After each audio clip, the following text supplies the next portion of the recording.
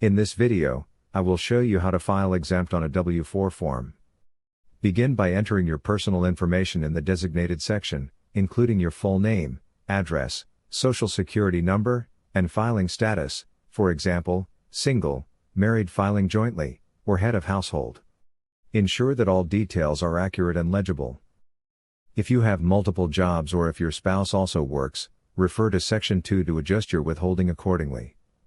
Follow the instructions provided on the form to account for the additional income sources, ensuring your tax withholding is accurate and avoids underpayment or overpayment. In Section 3, claim any dependents you are eligible for and include the related tax credits, if applicable. This step helps reduce the amount of tax withheld from your paycheck. Section 4 allows you to make additional optional adjustments. Here, you can specify any extra withholding amounts if you anticipate owing more taxes or want to withhold a higher amount as a precaution. This section also accommodates any other unique tax situations you may have.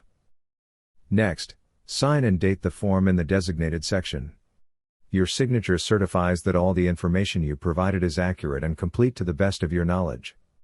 Be sure to leave the section labeled for employer's use only blank, as it is reserved for your employer's records.